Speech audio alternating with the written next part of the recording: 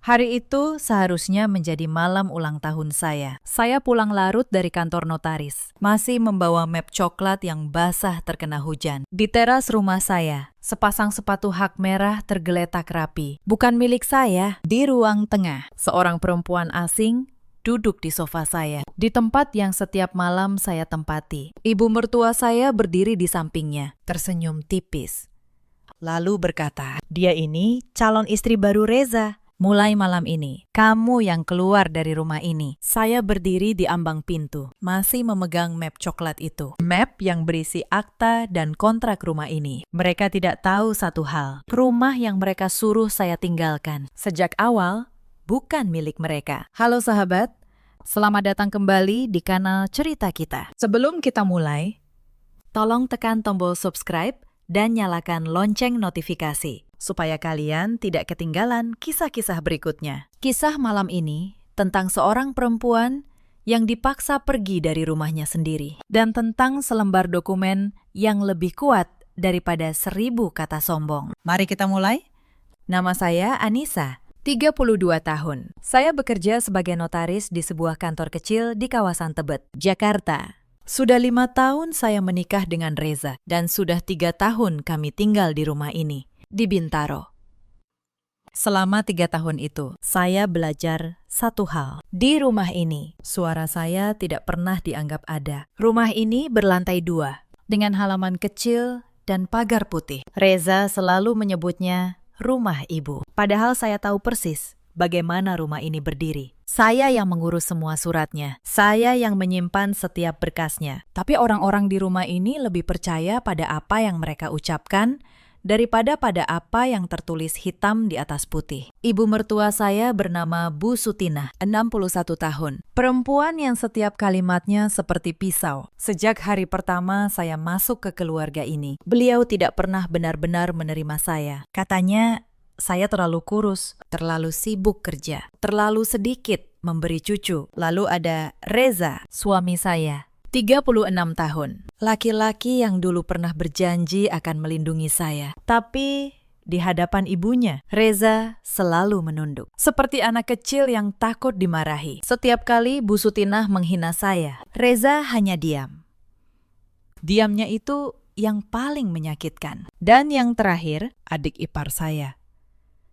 Namanya Wulan, 29 tahun. Perempuan yang pandai sekali tersenyum manis di depan dan menusuk dari belakang. Wulan yang paling sering membisikkan sesuatu ke telinga ibunya. Saya tidak pernah tahu apa isi bisikan itu, sampai semuanya terlambat. Malam ulang tahun saya itu, ketika perempuan bersepatu merah duduk di sofa saya baru mengerti.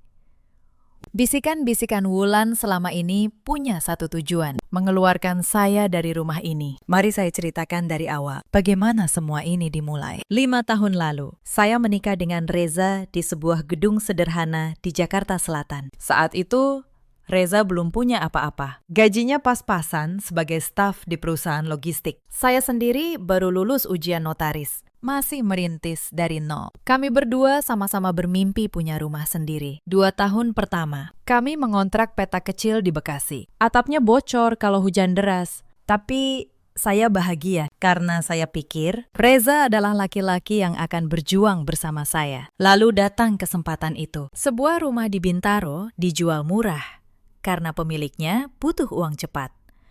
Harganya 900 juta rupiah. Jumlah yang besar bagi kami waktu itu. Saya punya tabungan dari hasil menangani kasus-kasus notaris. Tabungan yang saya kumpulkan sejak masih kuliah, 700 juta. Reza hanya bisa menambah 200 juta dari pinjaman kantornya. Artinya, hampir 80% rumah ini saya yang membayar. Tapi Bu Sutinah punya permintaan aneh waktu itu. Beliau bilang, sertifikatnya atas nama ibu saja dulu. Biar berkah, nanti gampang dibalik nama. Saya ingat betul malam itu. Reza menatap saya dengan mata memohon. Tolong, Nisa, demi ibu. Cuma soal nama di kertas. Rumahnya tetap punya kita. Saya seorang notaris. Saya tahu persis betapa berbahayanya menaruh aset atas nama orang lain. Tapi saya cinta Reza waktu itu, dan saya ingin keluarganya menerima saya. Jadi, saya mengangguk. Namun saya tidak bodoh. Di hari penandatanganan, saya diam-diam menyiapkan satu hal. Sebuah dokumen tambahan. Saya tidak akan menceritakan isinya sekarang. Tapi ingatlah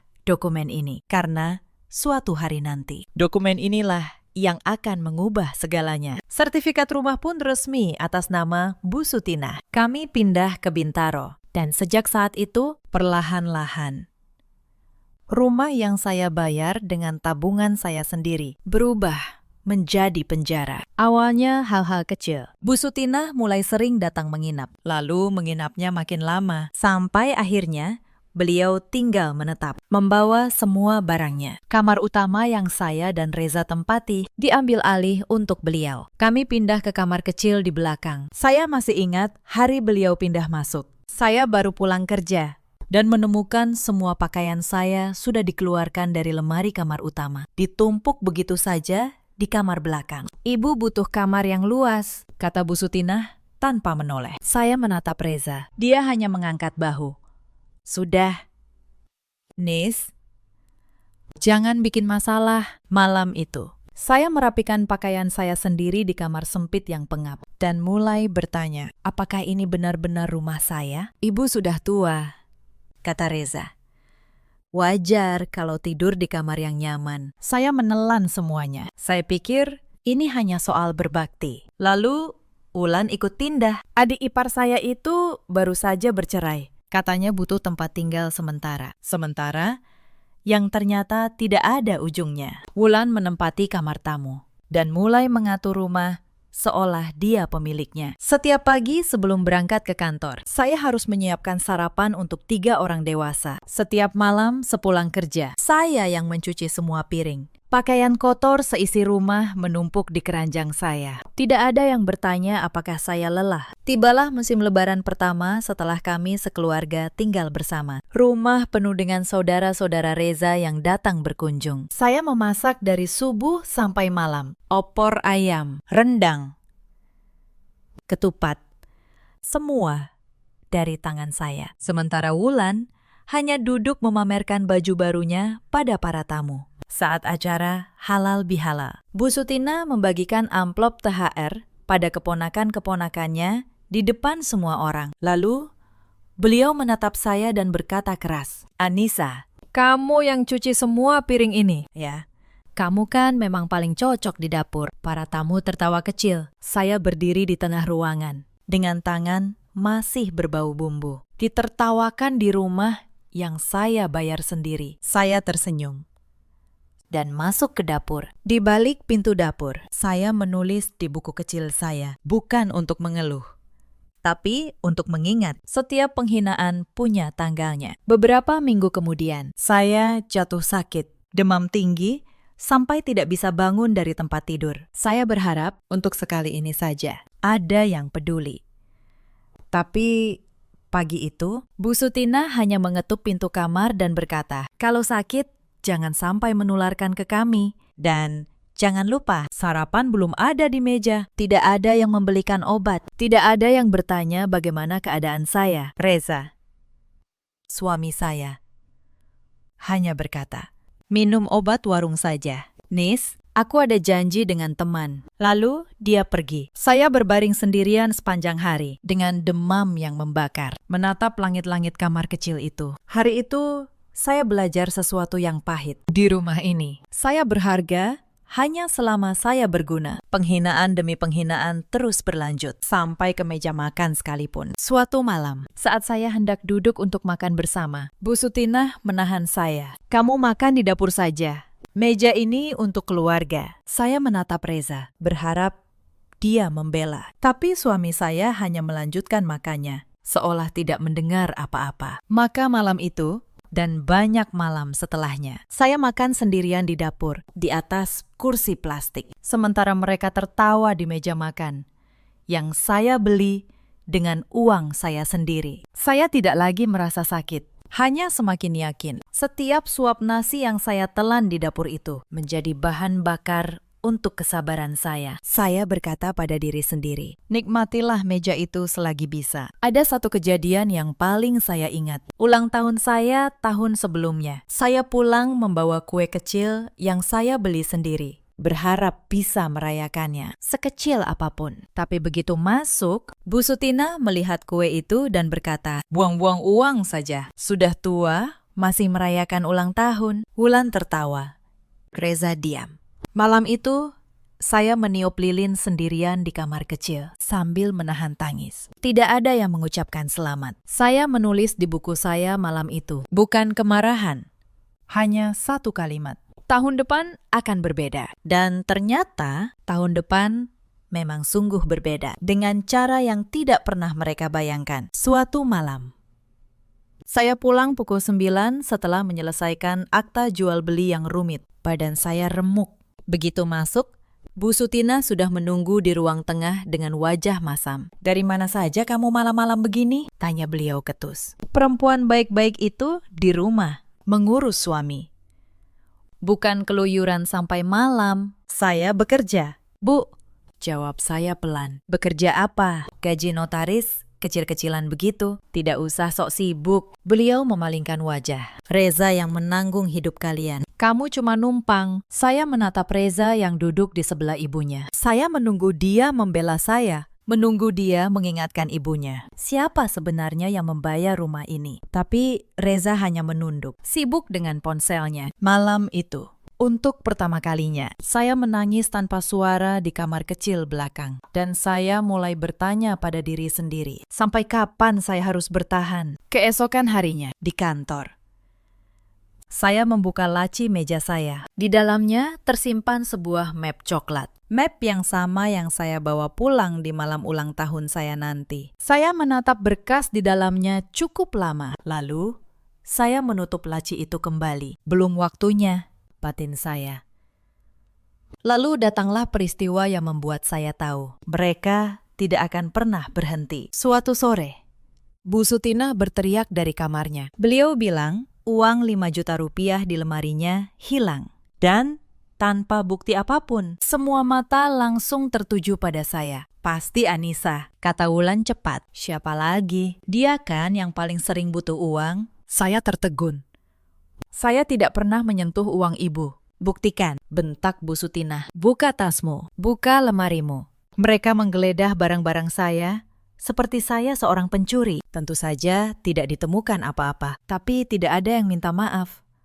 Bu Sutina hanya berkata, "Mungkin kamu sudah sembunyikan di tempat lain." Belakangan saya tahu, uang itu sebenarnya dipakai Wulan untuk membeli tas baru. Tapi kebenaran tidak penting bagi mereka. Yang penting, ada kambing hitam. Malam itu, saya menulis lagi di buku kecil saya. Tanggal, kejadian, siapa yang menuduh.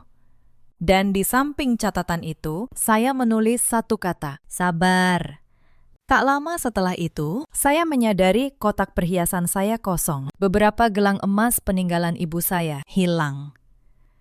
Saya bertanya baik-baik pada Bu Sutina. Beliau menjawab enteng. "Oh, ibu jual untuk modal usaha Wulan. Nanti diganti kalau usahanya untung." Emas peninggalan ibu kandung saya dijual tanpa izin. Untuk modal adik ipar yang bahkan tidak pernah bekerja serius. Dan lagi-lagi, dengan kalimat nanti diganti yang tidak pernah jadi nyata. Saya tidak marah saat itu. Saya hanya mencatat nilainya. 30 juta rupiah. Saya tambahkan ke dalam daftar panjang yang sedang saya susun diam-diam. Suatu hari, saya membuka aplikasi bank di ponsel saya dan jantung saya berhenti sejenak. Tabungan bersama kami yang seharusnya berisi 80 juta rupiah. Kini tinggal 5 juta. Saya bertanya pada Reza dengan suara bergetar. "Reza, kemana uang tabungan kita?"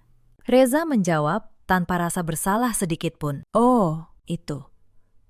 Aku pakai untuk bayar utang Wulan. Dia kena masalah. Bu yang minta. Itu kan uang kita bersama." Uang kita bersama. Padahal hampir seluruh isi tabungan itu dari gaji saya dipakai untuk membayar utang adik iparnya. Tanpa bertanya sedikit pun pada saya. Saya hanya bisa menatap layar ponsel saya. Sementara angka itu seolah menertawakan tahun-tahun kerja keras saya. Saat itu saya sadar sepenuhnya. Bagi mereka, saya bukan istri, bukan keluarga. Saya hanya dompet yang bisa dikuras kapan saja. Maka saya pun bertindak. Diam-diam, Saya membuka rekening baru atas nama saya sendiri dan mulai memindahkan setiap pemasukan ke sana. Mereka tidak akan pernah lagi menyentuh hasil keringat saya tanpa izin. Saya juga mencetak mutasi rekening yang menunjukkan penarikan 80 juta itu. Satu lagi bukti betapa rumah tangga ini telah lama berubah menjadi perampokan yang berkedok keluarga. Bulan-bulan berikutnya,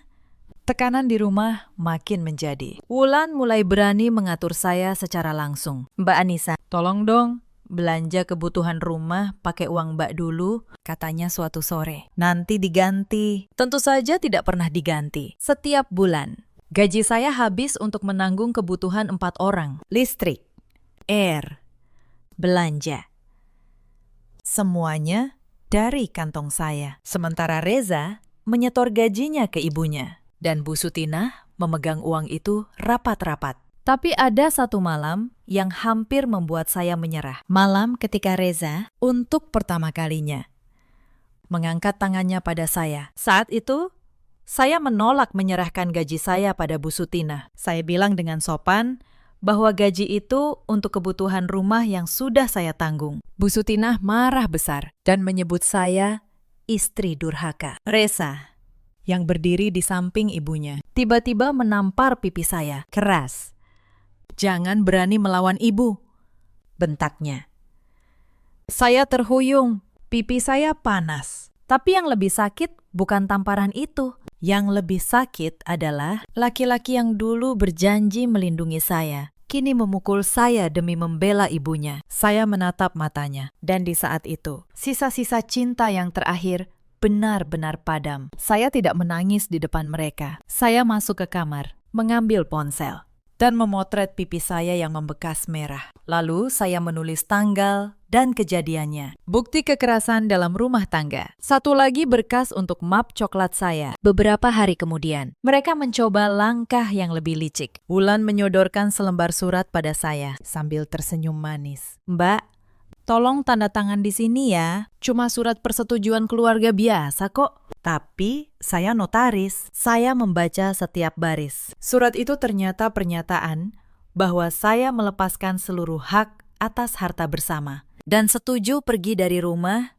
tanpa tuntutan apapun. Mereka mencoba menjebak saya menandatangani kehancuran saya sendiri. Saya tersenyum dan mengembalikan surat itu. "Wulan, saya pikir-pikir dulu ya."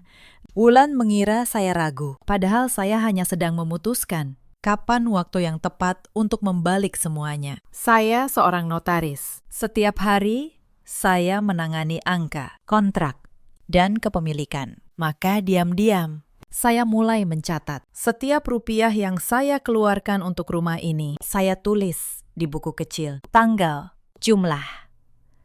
Untuk apa?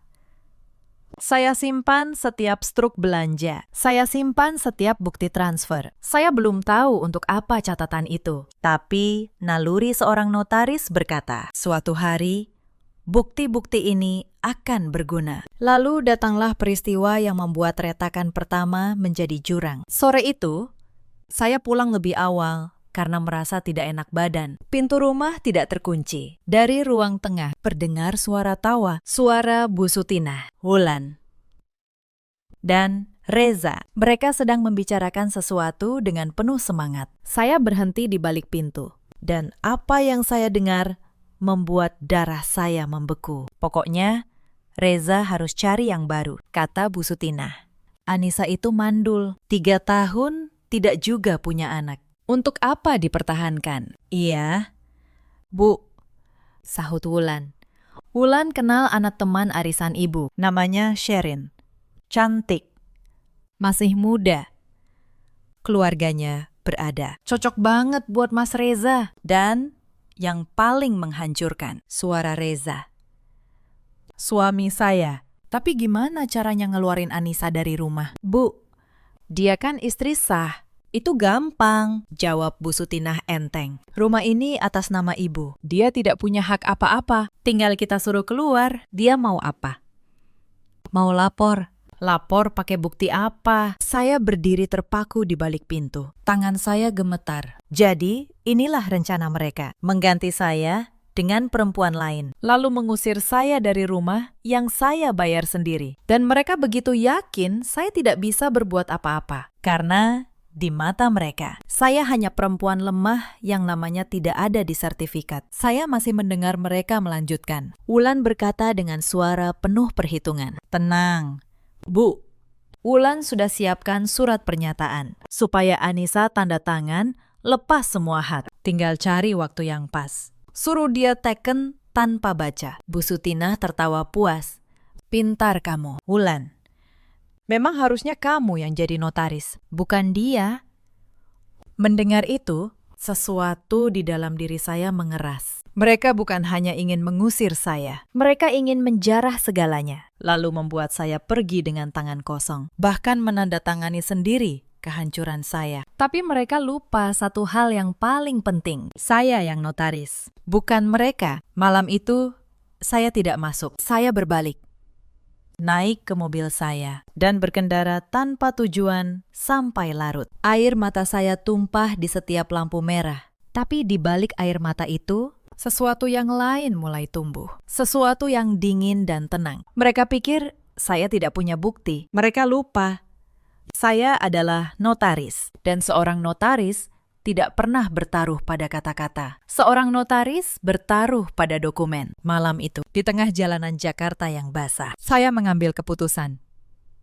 Saya tidak akan menangis lagi. Saya akan diam. Saya akan mengamati. Dan saya akan menyiapkan segalanya perlahan. Sampai hari mereka sendiri yang akan terkejut. Tapi malam itu, mereka belum tahu apa yang sudah saya simpan selama 3 tahun. Sejak malam itu, saya berubah. Bukan di luar, tapi di dalam, di rumah. Saya tetap perempuan yang sama. Saya tetap memasak, mencuci, dan menunduk saat dihina. Saya bahkan tersenyum lebih sering, supaya tidak ada yang curiga. Tapi di kantor, saya mulai bergerak. Hal pertama yang saya lakukan adalah membuka kembali map coklat di laci saya. Di dalamnya ada dokumen yang saya siapkan diam-diam 3 tahun lalu. Di hari penandatanganan sertifikat. Sebuah surat perjanjian pinjam nama yang ditandatangani Bu Sutina sendiri. Tanpa beliau sadari betul artinya. Waktu itu, di tengah tumpukan berkas yang harus beliau tanda tangani, saya menyelipkan 1 lembar.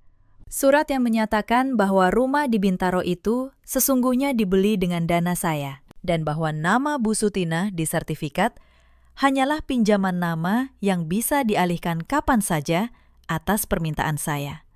Beliau menandatanganinya tanpa membaca, karena terlalu sibuk membanggakan diri di depan keluarga besar bahwa rumah itu atas nama beliau. Surat itu sah secara hukum, ditandatangani di atas meterai. Disaksikan 2 orang saksi yang waktu itu hadir, yaitu rekan kantor saya. Selama 3 tahun, surat itu tidur tenang di laci saya, menunggu. Tapi 1 surat saja tidak cukup. Saya tahu, kalau ini sampai ke pengadilan, mereka akan melawan dengan segala cara. Maka saya menyiapkan lebih banyak. Saya mengumpulkan semua bukti pembayaran rumah. Slip transfer dari rekening saya ke penjual 3 tahun lalu.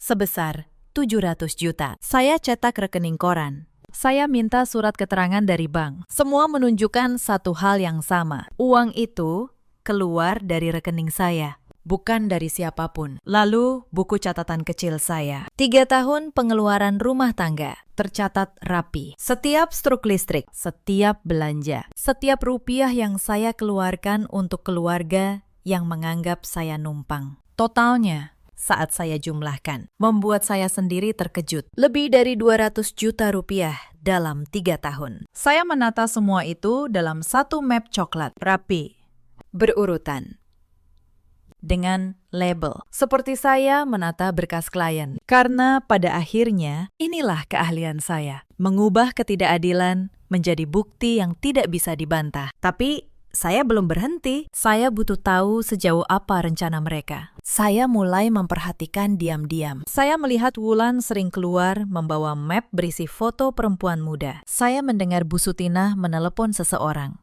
membicarakan lamaran. Saya bahkan menemukan di tempat sampah sebuah brosur gedung pernikahan yang sudah dilingkari tanggalnya. Mereka sudah merencanakan pernikahan Reza dengan perempuan bernama Sherin itu. Tanggalnya hanya 2 bulan lagi. Dan saya, istri sahnya, sama sekali tidak diberitahu. Suatu malam, saya pura-pura tidur. Lalu mendengar Reza menelepon di balkon. Suaranya pelan, tapi cukup jelas. Sabar ya, sayang.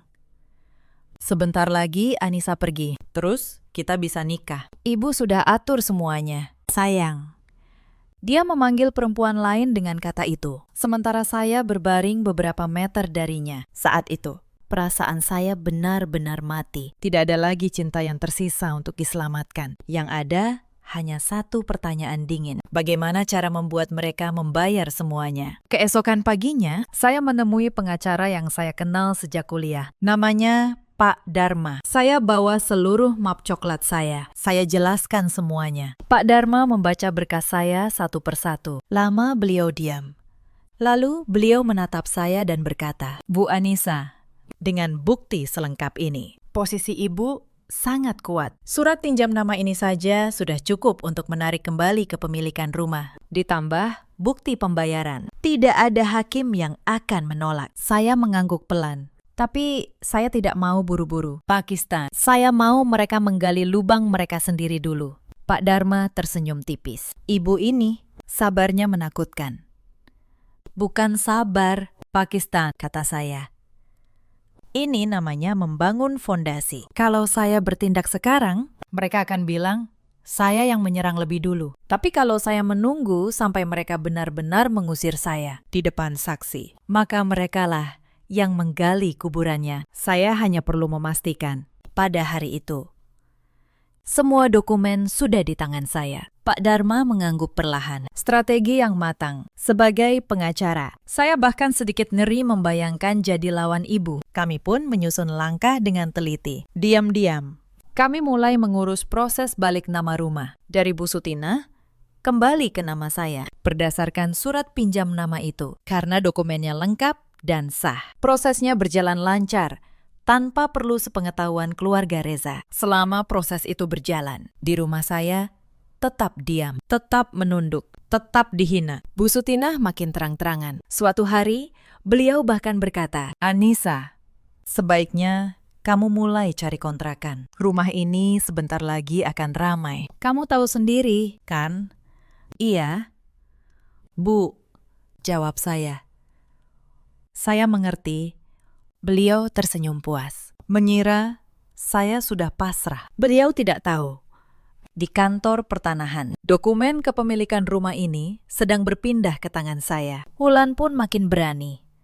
Dia mulai memindahkan barang-barang saya ke gudang. Biar nanti gampang kalau Mbak pindah, katanya sambil tersenyum manis. Saya hanya membiarkannya. Setiap barang yang dia singkirkan, saya catat.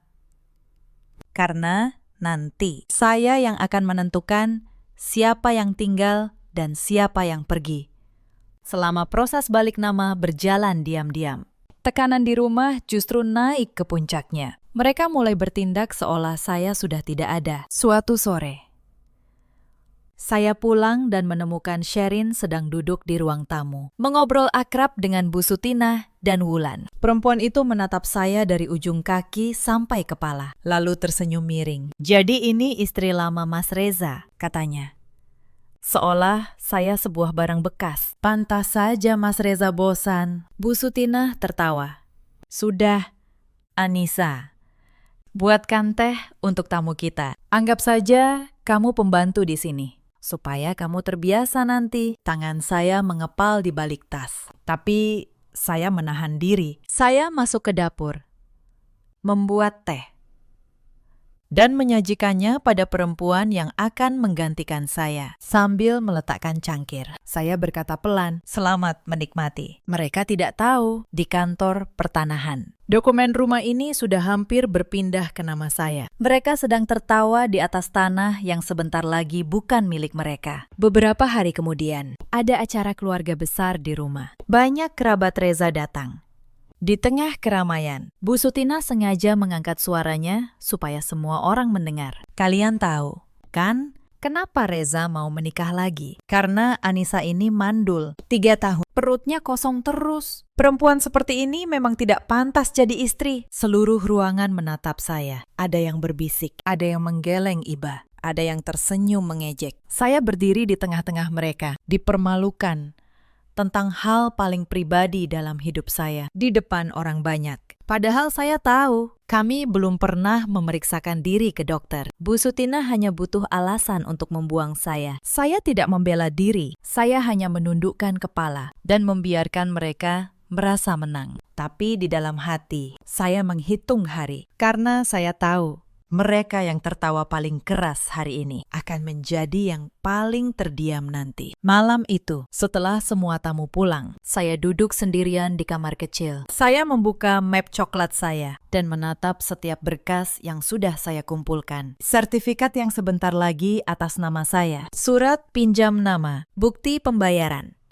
catatan pengeluaran, foto pipi yang membekas, daftar perhiasan yang dijual, bukti perselingkuhan. Semuanya rapi, lengkap, tak terbantahkan. Saya menutup map itu pelan dan berbisik pada diri sendiri. Sebentar lagi, semuanya akan selesai. 3 minggu sebelum malam ulang tahun saya, surat balik nama itu selesai. Sertifikat rumah di Bintaro, kini resmi atas nama saya, Anissa.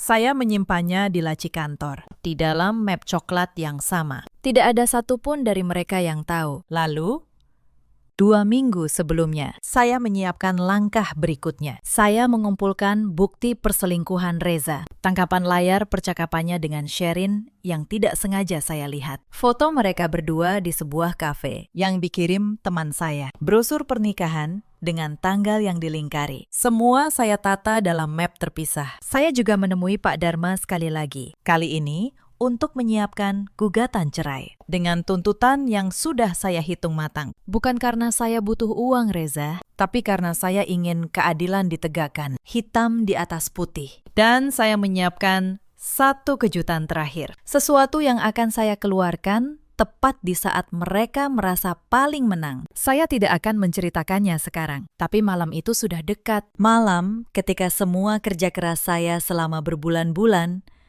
akan menemui hari pembalasannya. Mereka mengira mereka sedang menyiapkan pengusiran saya. Padahal sebenarnya merekalah yang sedang berdiri di tepi jurang yang mereka gali sendiri. Dan tibalah malam itu. Malam ulang tahun saya. Pagi harinya, saya berangkat ke kantor seperti biasa. Tidak ada yang mengucapkan selamat ulang tahun pada saya. Bu Sutina hanya menyuruh saya pulang cepat. Ada acara penting malam ini. Saya tahu acara apa itu. Tapi saya pura-pura tidak tahu. Di kantor, saya menyelesaikan pekerjaan saya dengan tenang. Lalu saya mengambil map coklat dari laci. Map yang berisi sertifikat rumah atas nama saya, surat pinjam nama, bukti pembayaran, catatan pengeluaran, dan bukti perselingkuhan Reza. 3 tahun kesabaran terkumpul dalam satu map. Saya juga menghubungi Pak Dharma, Pakistan, malam ini. Tolong siapkan tim dan datang ke alamat rumah saya pukul 8. Siap, Bu Anissa, jawab beliau. Saya dan 2 saksi akan ke sana. Hujan turun gerimis ketika saya berkendara pulang. Map coklat itu ada di kursi sebelah saya. Hati saya tenang, setenang permukaan air sebelum badai. Saya tiba di rumah pukul 7:30. Dan benar saja, sepasang sepatu hak merah sudah tergeletak di teras. Saya menarik napas dalam, lalu masuk.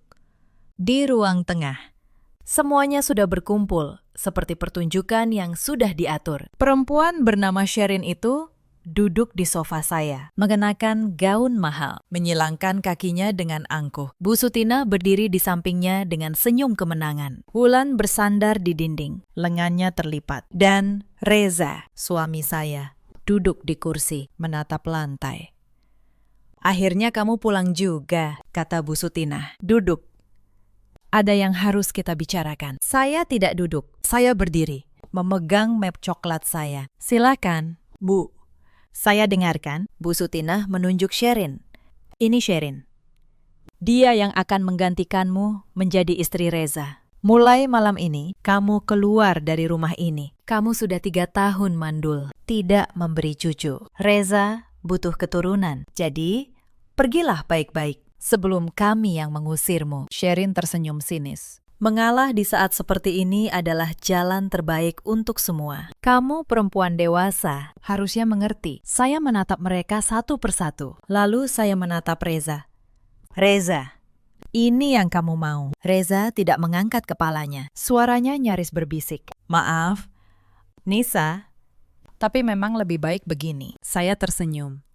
Senyum yang membuat Bu Sutina sedikit terkejut. Karena beliau mengira saya akan menangis dan memohon. Baiklah, kata saya, tenang. Sebelum saya pergi, izinkan saya menyelesaikan beberapa urusan administrasi. Sebagai notaris, saya tidak suka meninggalkan urusan yang berantakan. Bu Sutina mengernyit.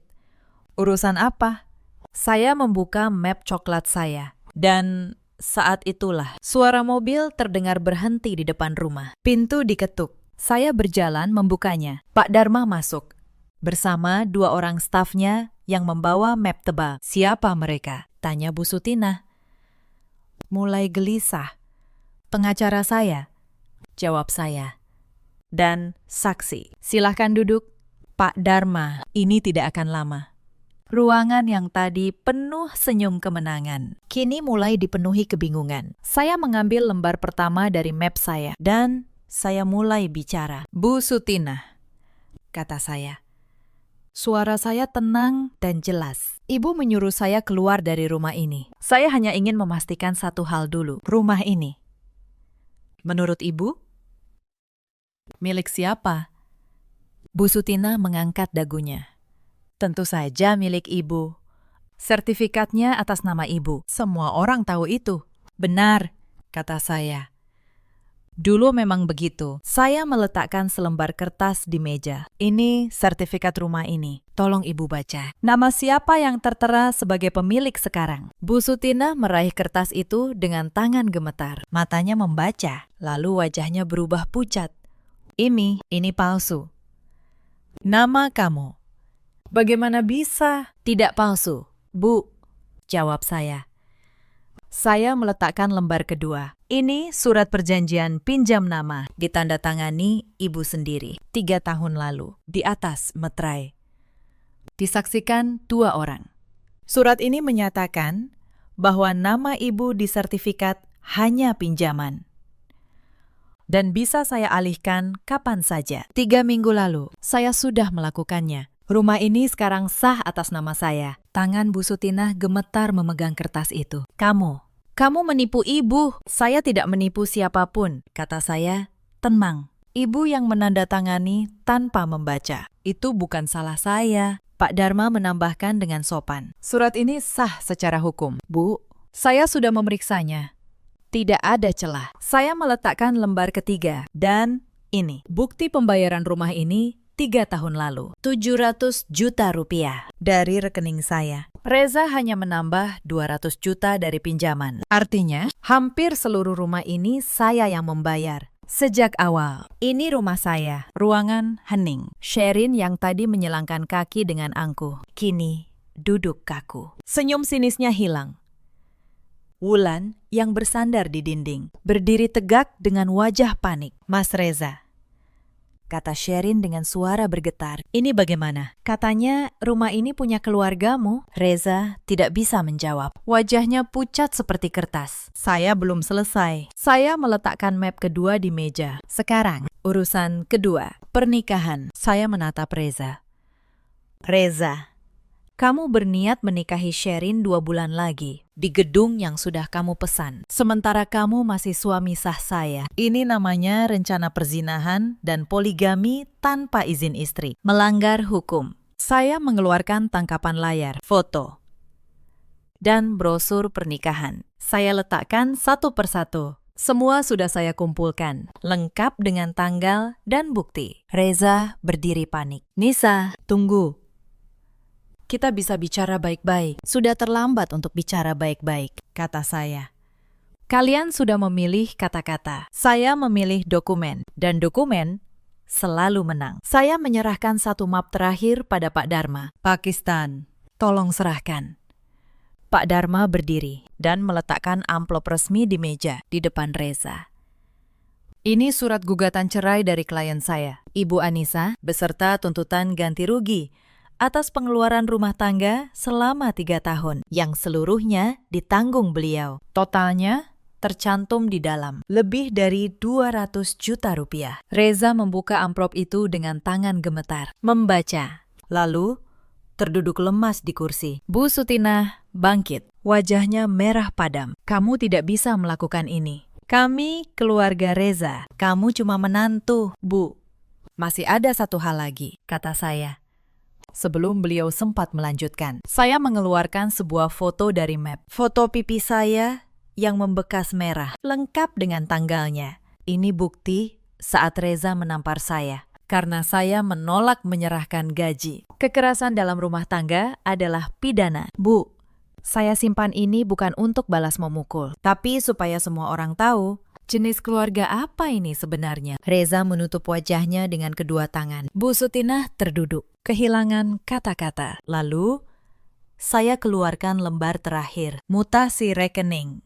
Dan ini, bukti saat Reza mengambil 80 juta dari tabungan kami untuk membayar utang Wulan tanpa izin saya. Ditambah 30 juta dari perhiasan ibu saya yang ibu jual diam-diam. Semua tercatat, semua bisa dituntut. Wulan yang sedari tadi diam, tiba-tiba berlutut. Mbak Anissa, ampun. Wulan akan kembalikan semuanya. Tolong jangan bawa ini ke pengadilan. Saya menatap Bu Sutinah dengan tenang. Bu, selama 3 tahun. Ibu bilang, saya cuma numpang. Saya cuma menantu yang tidak punya hak. Sekarang, izinkan saya mengoreksi. Rumah ini milik saya. Maka, mulai malam ini, justru Ibu, Wulan, dan Reza yang harus keluar dari rumah saya. Apa? Bu Sutinah hampir terjatuh. Kamu mengusir kami. Saya memberi waktu sampai akhir pekan ini, kata saya, untuk berkemas dan pindah sebagai bentuk kemanusiaan. Karena saya bukan orang yang sekejam kalian. Sherin meraih tasnya, berdiri terburu-buru. Saya pulang. Saya tidak mau terlibat masalah ini.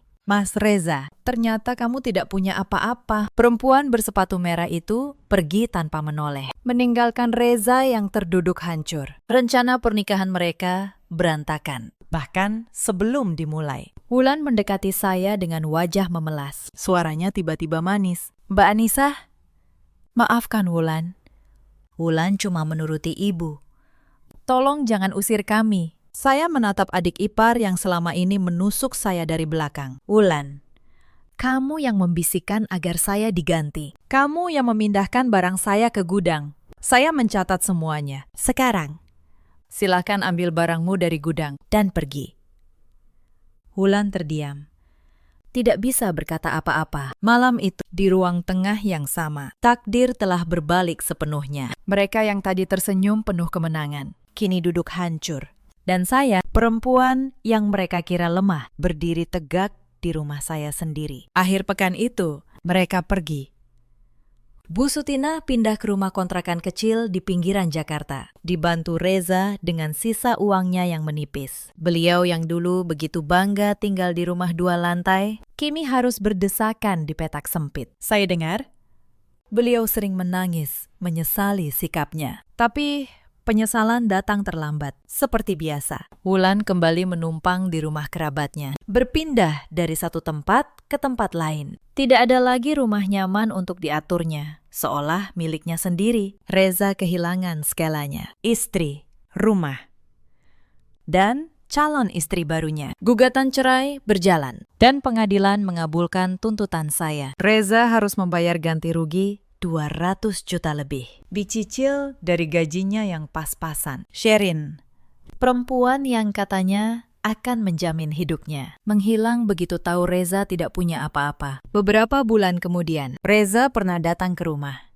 mengetuk pintu dengan wajah letih. Saya dengar kabar sejak kehilangan rumah, hidupnya berantakan. Pekerjaannya terganggu karena malu dan cicilan ganti rugi membuatnya nyaris tak bersisa. Nisa, aku menyesal. Aku salah. Bisakah kita mulai lagi? Saya menatapnya dari balik pintu yang hanya terbuka sedikit. Reza, kamu memilih ibumu dan perempuan lain di atas istri yang membayar atap di atas kepalamu. Kamu menyebut saya numpang di rumah saya sendiri. Tidak ada yang bisa dimulai lagi. Saya menutup pintu pelan. Dan untuk pertama kalinya dalam bertahun-tahun, saya merasa benar-benar ringan. Rumah di Bintaro itu kini hanya milik saya. Saya merenovasinya, mengubah kamar utama menjadi ruang kerja kecil dengan jendela menghadap taman. Saya mengambil kembali tempat saya di sofa, tempat yang dulu diduduki perempuan asing itu. Dan saya duduk di sana setiap sore, menikmati teh.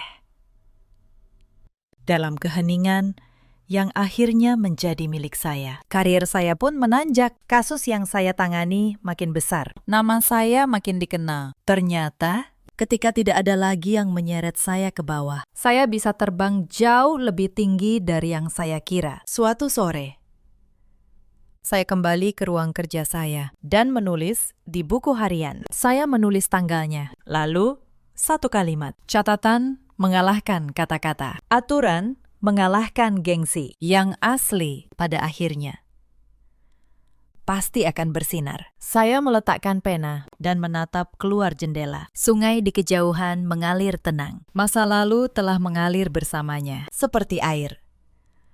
Yang tersisa hanyalah hari esok yang baru dan kemenangan yang sunyi. Itu sudah cukup bagi saya. Cerita malam ini sampai di sini, sahabat.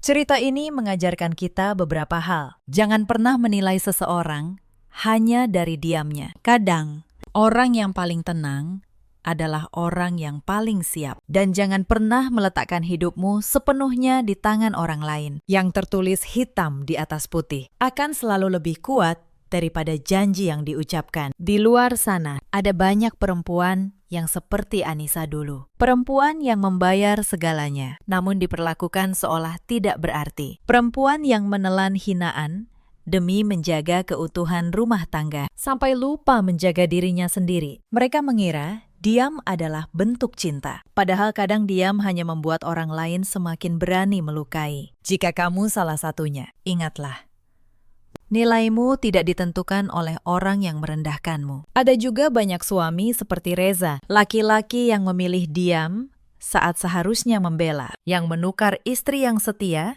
demi gengsi dan tekanan keluarga. Mereka sering baru menyadari nilai sesuatu setelah kehilangannya. Dan ada pula para ibu mertua yang lupa bahwa menantu juga manusia yang punya harga diri dan punya hak, yang mengira kekuasaan di rumah tangga bisa dipegang selamanya tanpa pernah membaca apa yang sudah ditandatanganinya sendiri dalam hidup.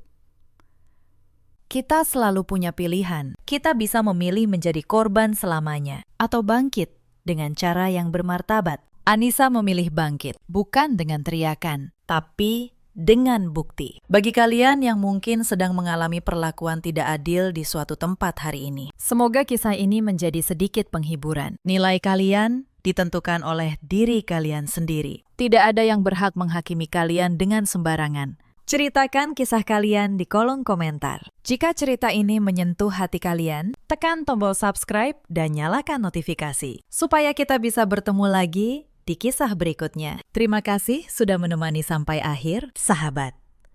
Sampai jumpa di kisah berikutnya. Malam itu, rumah keluarga Pratama penuh tawa. Mereka menyalakan lampu teras, memanggang sate, dan bersulang seolah baru memenangkan sesuatu yang besar. Surat cerai sudah ditandatangani siang tadi. Bagi mereka, saya sudah pergi dengan tangan kosong. Tidak ada rumah, tidak ada tanah, tidak ada apapun. Ibu mertua saya mengangkat gelasnya tinggi-tinggi. Katanya, akhirnya rumah ini bersih dari menantu yang cuma numpang. Mereka tertawa. Mereka mengira tanah seluas itu. Tanah di pondok yang nilainya hampir 120 miliar rupiah. Sudah resmi jatuh ke tangan mereka. Tapi 2 jam kemudian, notaris menelpon.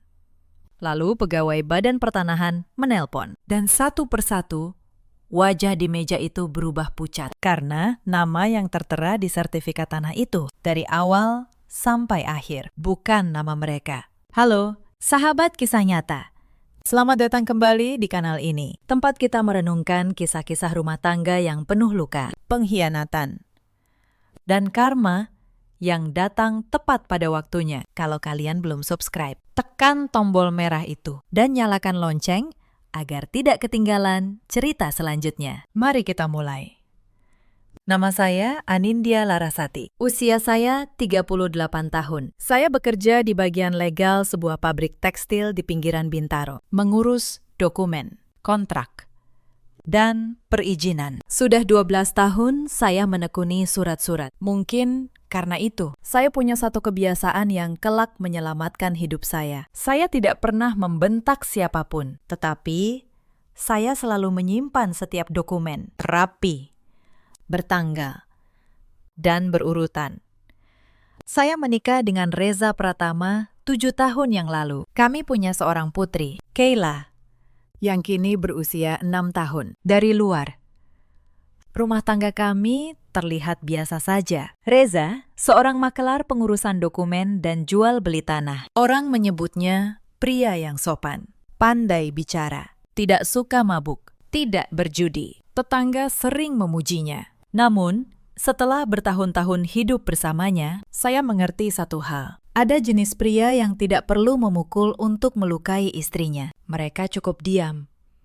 Diam saat saya butuh dibela. Diam saat ibunya menghina saya di meja makan. Diam sampai semua orang mengira dia suami yang baik, sementara yang menanggung luka hanya saya sendiri. Orang yang paling membuat saya lelah selama 7 tahun menjadi menantu adalah ibu mertua saya, Bu Sukmawati. Usianya sudah 63 tahun. Tubuhnya kurus, langkahnya cepat, dan suaranya tidak pernah melengking. Justru itu yang menakutkan. Setiap kalimatnya terdengar halus, seolah tanpa duri. Tetapi siapapun yang mendengarnya akan terluka berhari-hari. Saya masih ingat tahun pertama menjadi menantu. Saya memasak sayur asem yang mungkin kurang garam. Bu Sukmawati mencicipi sesendok, lalu meletakkan sendoknya pelan. Katanya, "Anak siapa ini?" Ya, masaknya seperti orang yang belum pernah pegang dapur. Dia tidak berteriak, dia tersenyum.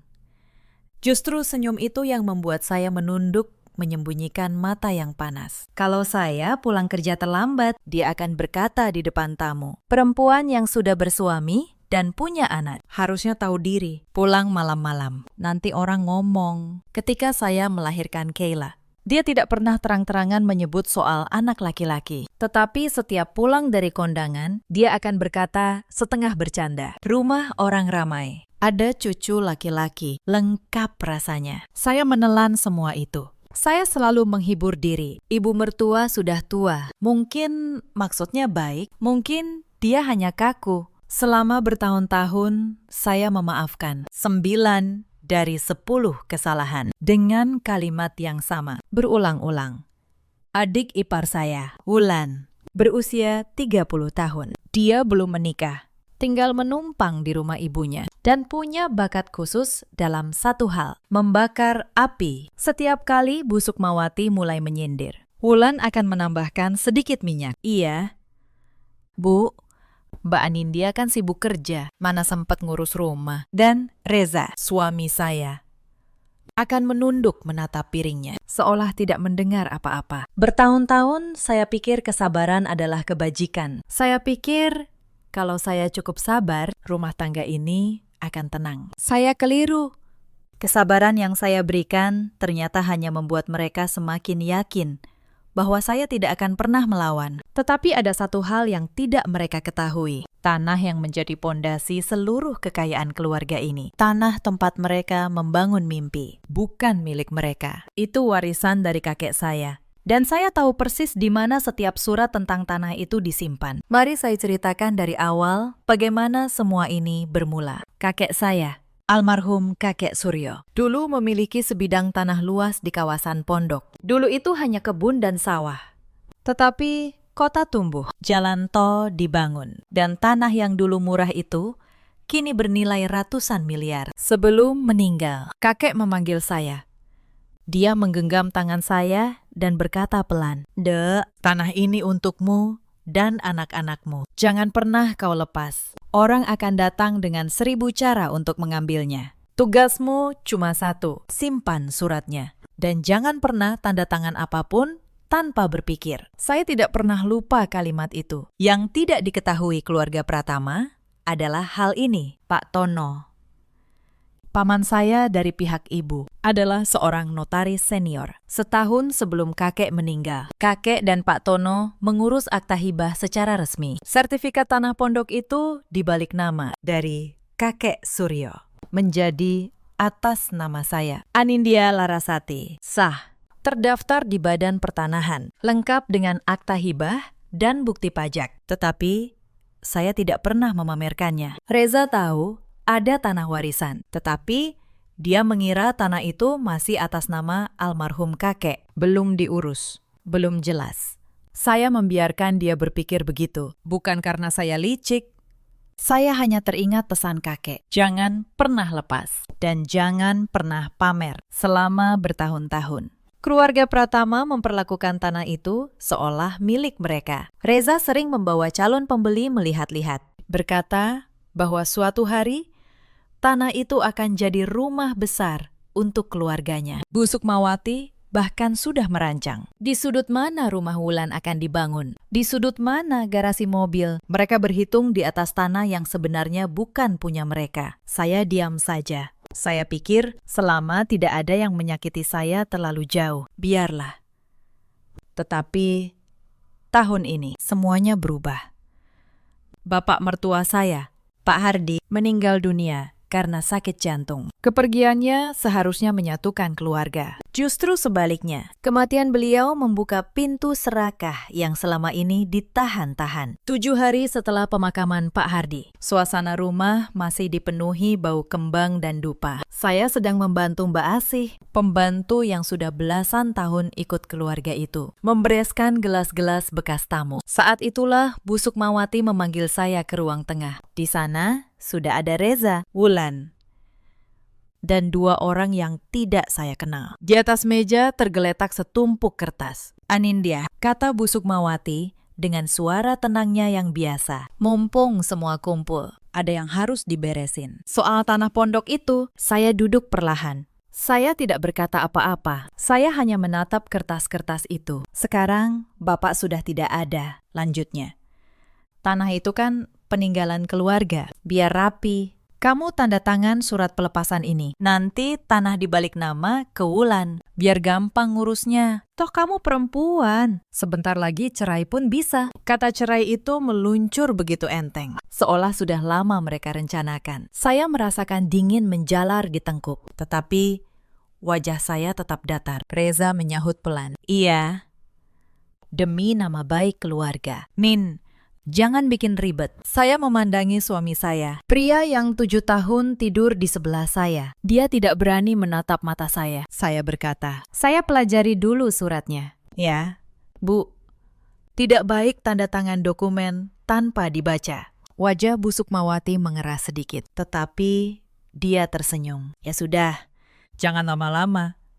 Keluarga ini butuh kepastian. Malam itu, saya membawa salinan surat itu pulang ke kamar. Saya membacanya kalimat demi kalimat. Surat itu menyebutkan bahwa saya, sebagai menantu, melepaskan segala hak atas tanah pondok kepada keluarga Pratama. Yang membuat saya hampir tertawa getir adalah satu hal. Surat itu ditulis seolah-olah tanah itu milik keluarga Pratama. Dan saya hanya menumpang klaim. Mereka bahkan tidak tahu bahwa sertifikat asli tanah itu sudah lama atas nama saya. Beberapa hari berikutnya, Wulan mulai bergerak. Dia datang ke kamar saya, membawa map coklat. Di dalamnya, ada surat keterangan tanah, lengkap dengan peta bidang, yang menyatakan batas-batas tanah pondok sebagai bagian dari warisan almarhum Pak Hardi. Ini bukti dari pihak desa. Mbak, kata Wulan dengan nada manis yang dibuat-buat, tanah itu memang masuk warisan Bapak.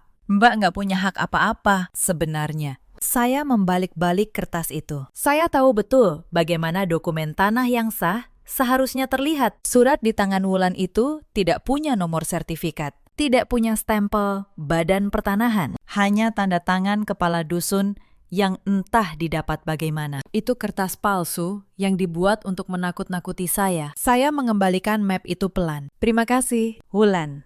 Saya simpan dulu untuk dipelajari. Wulan tersenyum penuh kemenangan, mengira saya mulai goyah. Yang tidak dia tahu, malam itu juga saya memotret seluruh kertas palsu itu dan menyimpannya di folder khusus. Pesan kakek terngiang lagi. Simpan suratnya, termasuk surat-surat yang berusaha menjebakmu. Seminggu kemudian, secara tidak sengaja, saya menemukan sesuatu yang membuat dada saya sesak. Saat membereskan meja kerja Reza untuk mencari akta kelahiran Kayla, saya menemukan sebuah berkas. Itu draft perjanjian jual beli untuk sebagian tanah pondok kepada seorang pengembang. Reza sudah diam-diam menawarkan tanah itu kepada pembeli. Padahal proses pelepasan dari saya saja belum ditandatangani. Suami saya sudah menjual sesuatu yang bukan miliknya. Dia begitu yakin tanah itu akan jadi milik keluarganya. Sampai dia berani menjual lebih dulu. Saya berdiri lama di depan meja itu. Tangan saya gemetar, bukan karena takut,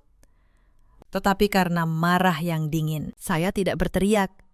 Saya hanya memfoto draft itu, halaman demi halaman, lalu meletakkannya kembali persis seperti semula. Tetapi pengkhianatan terbesar belum datang. Sementara itu, tekanan di rumah semakin terasa setiap hari. Bu Sukmawati mulai memperlakukan saya seolah saya sudah bukan bagian dari keluarga. Di meja makan, piring saya tidak lagi disiapkan. Saat saya pulang kerja, pintu kamar sering dikunci dari dalam, memaksa saya menunggu di ruang tamu seperti tamu yang tidak diharapkan. Wulan dengan terang-terangan memindahkan barang-barang saya, mengatakan kamar itu akan segera dipakai untuk keperluan lain. Saya menanggung semua itu dalam diam. Tetapi setiap penghinaan saya catat dalam ingatan. Setiap kelakuan saya simpan. Bukan untuk membalas dengan kemarahan, tetapi karena saya tahu suatu hari kebenaran akan butuh saksi. Suatu sore, Mbak Asih menahan saya di dapur. Wajahnya gelisah. Dia melirik ke arah ruang tengah, memastikan tidak ada orang. Bu Anin, bisiknya.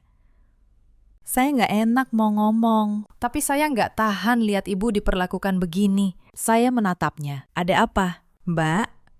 Dia menghela napas berat. Pak Reza sering ketemu sama Mbak Ratih yang katanya sahabat ibu itu. Mereka beberapa kali kesini waktu ibu kerja. Saya yang bukain pintu. Nama Ratih membuat seluruh tubuh saya membeku. Ratih adalah sahabat saya sejak kuliah. Dialah orang yang saya percaya melebihi siapapun. Dia yang menemani saya saat melahirkan Kayla. Dia yang saya anggap saudara. Berapa kali dia datang ke rumah ini, menggendong Kayla, makan di meja saya, dan tersenyum di depan saya. Malam itu, saya melakukan sesuatu yang tidak pernah saya lakukan sebelumnya. Saya membuka ponsel Reza saat dia tertidur. Saya tidak butuh waktu lama. Pesan-pesan itu ada di sana.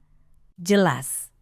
Tidak bisa disangkal. Reza dan Ratih sudah menjalin hubungan sejak berbulan-bulan lalu. Mereka bahkan membahas rencana. Rencana untuk menyingkirkan saya, mengambil tanah, dan memulai hidup baru di rumah yang dibangun di atas tanah kakek saya. Salah satu pesan Ratih berbunyi, yang penting tanahnya beres dulu. Anindya itu lugu. Dia nggak akan curiga apa-apa. Saya membaca kalimat itu berkali-kali. Lugu.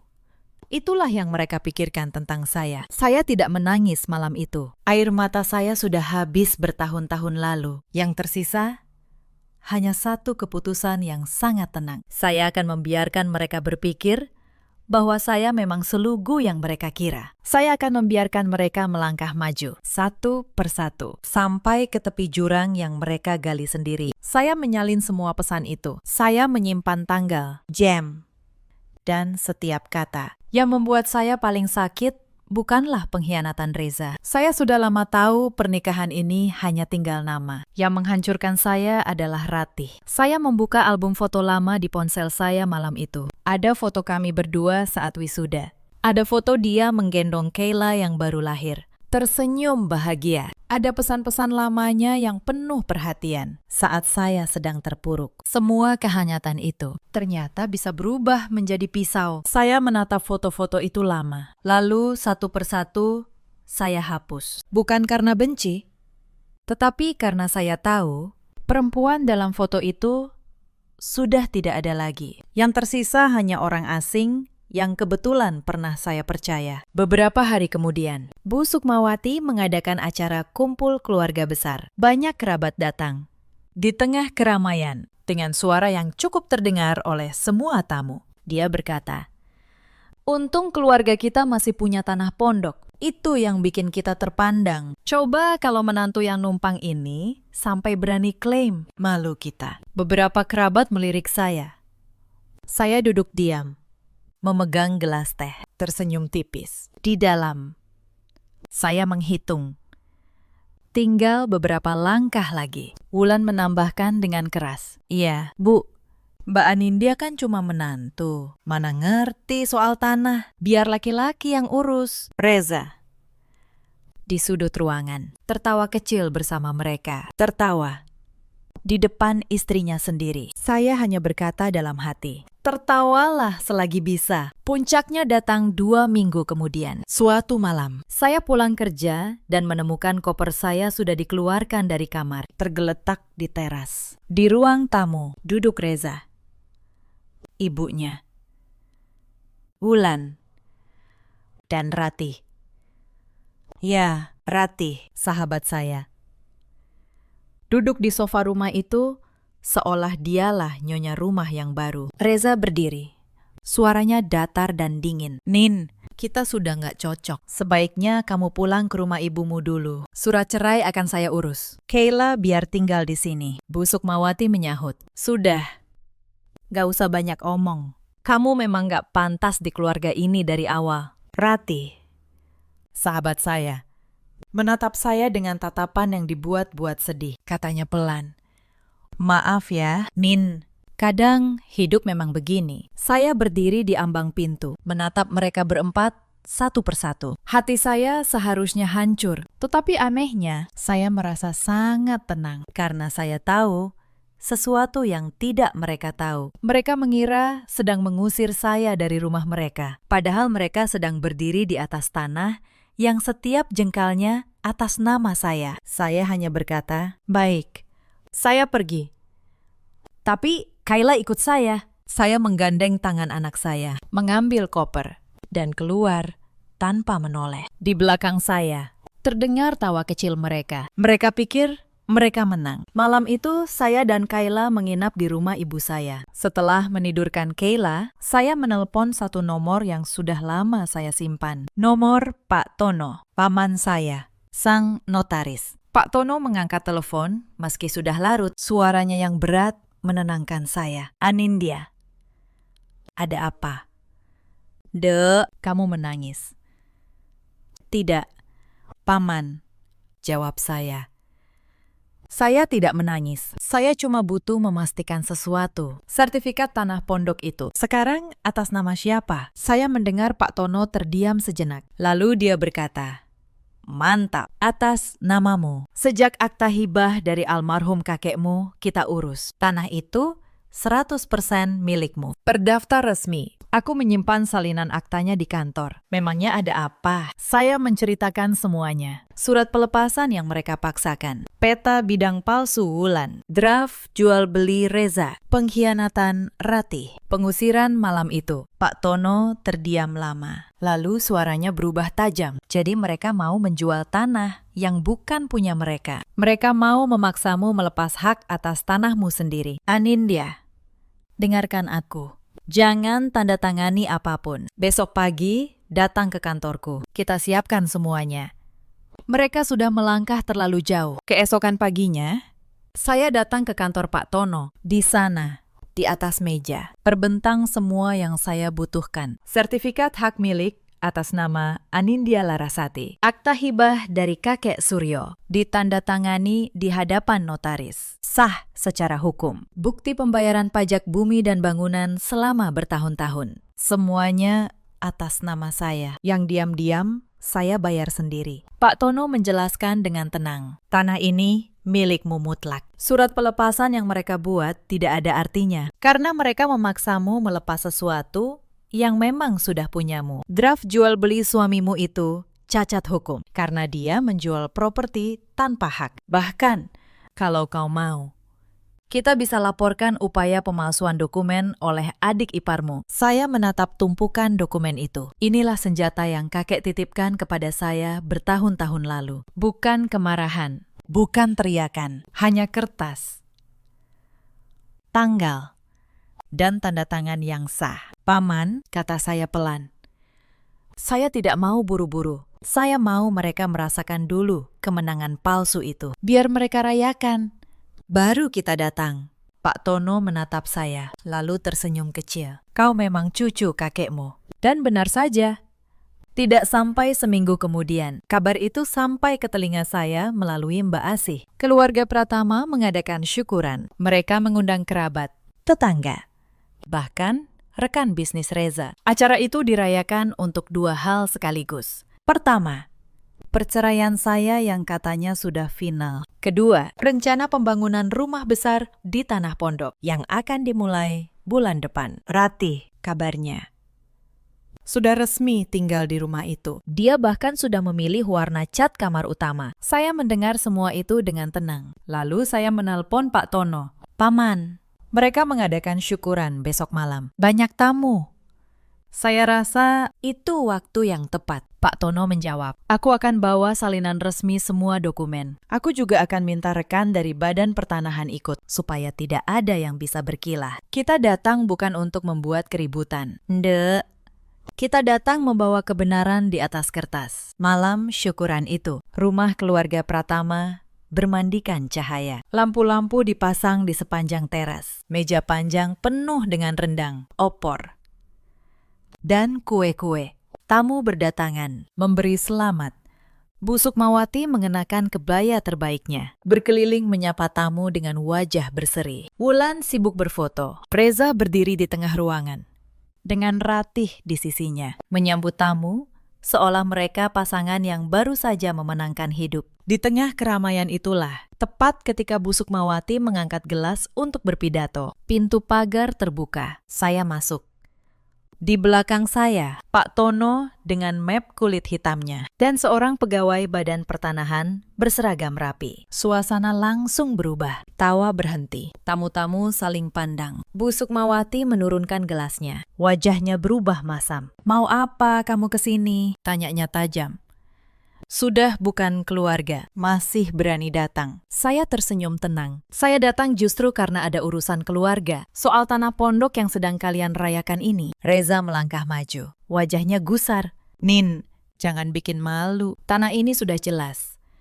Pulanglah. Pak Tono maju selangkah. Suaranya berwibawa memenuhi ruangan. Maaf, saya Tono, notaris. Saya rasa ada baiknya semua yang hadir mendengar ini. Karena banyak dari Bapak dan Ibu di sini. Saya dengar. Diundang untuk merayakan tanah yang sebentar lagi akan dibangun. Saya membuka map saya. Lembar pertama saya angkat tinggi-tinggi agar terlihat semua. Ini, kata saya. Sertifikat hak milik tanah pondok. Tolong dibaca. Atas nama siapa? Seorang kerabat yang berdiri dekat mencondongkan badan, membaca. Lalu bergumam. Anindya Larasati. Hening sejenak. Lalu, bisik-bisik mulai menyebar. Bu Sukmawati merebut kertas itu dari pandangan. Matanya membaca cepat. Wajahnya yang tadi berseri, perlahan memucat. Ini pasti palsu, katanya. Suaranya mulai goyah. Pegawai Badan Pertanahan angkat bicara dengan tenang. Mohon maaf, Bu, sertifikat ini terdaftar resmi di sistem kami. Tanah pondok dengan nomor bidang ini sah atas nama Ibu Anindya Larasati sejak akta hibah dari almarhum Bapak Suryo. Tidak ada pelepasan, tidak ada peralihan ke pihak lain. Kami sudah memverifikasi sebelum datang. Wulan melompat berdiri. Tidak mungkin. Itu warisan bapak kami. Saya punya suratnya. Saya mengeluarkan kertas kedua. Maksud kamu surat ini? Wulan. Saya angkat peta bidang palsu yang dulu dia berikan ke kamar saya. Surat tanpa nomor sertifikat. Tanpa stempel, Badan Pertanahan. Hanya tanda tangan kepala dusun. Bapak dari Pertanahan. Tolong dijelaskan. Dokumen seperti ini sah atau tidak? Pegawai itu melihat sekilas, lalu menggeleng. Ini bukan dokumen yang sah. Bahkan, Membuat dokumen tanah palsu untuk mengklaim hak orang lain bisa masuk ranah pidana pemalsuan. Wajah Wulan langsung kehilangan warna. Dia mundur, terduduk di kursi. Saya belum selesai. Saya menatap Reza, suami saya, yang berdiri kaku.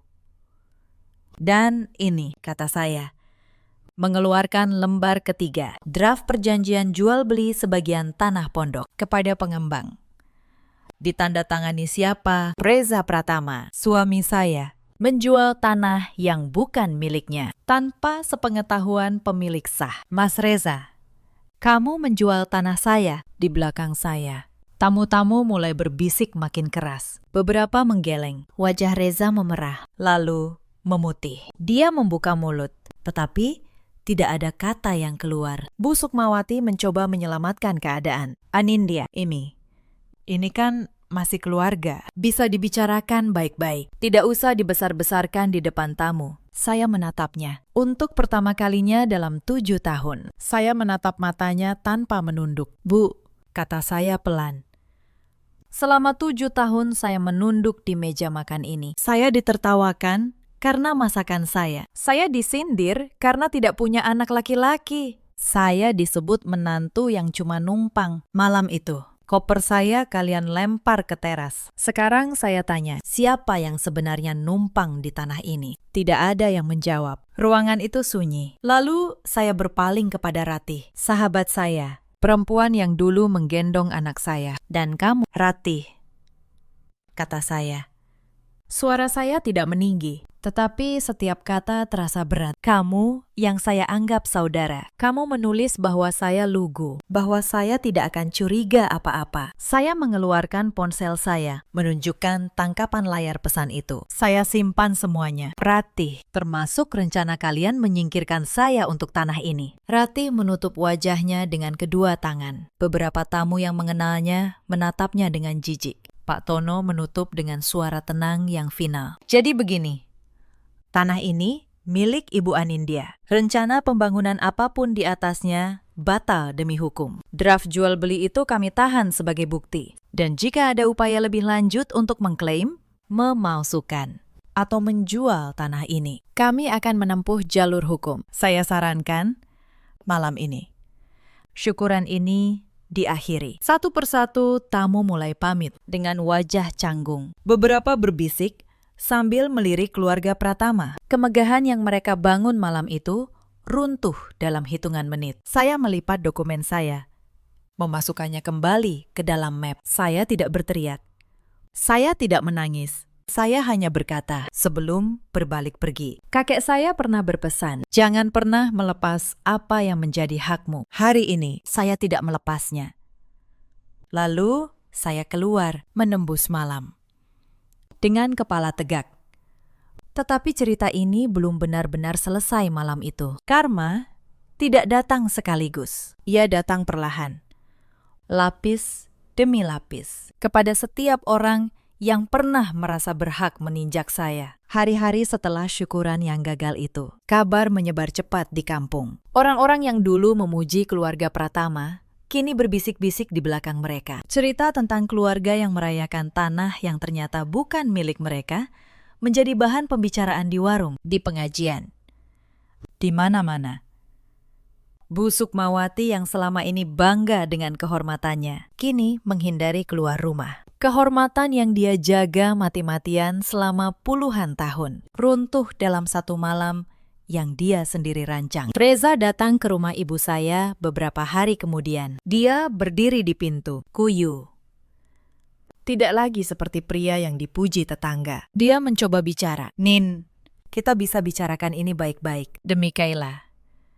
Demi keluarga kita. Saya menatapnya dari balik pintu. Keluarga kita. Mas, keluarga itu kamu hancurkan sendiri, jauh sebelum malam syukuran itu. Saat kamu diam setiap kali ibumu menghina saya. Saat kamu menjual tanah saya di belakang saya. Saat kamu membawa Ratih ke rumah kita. Kamu tidak punya hak menyebut kata keluarga di depan saya. Dia menunduk. Aku hilaf. Min, hilaf itu sekali, kata saya.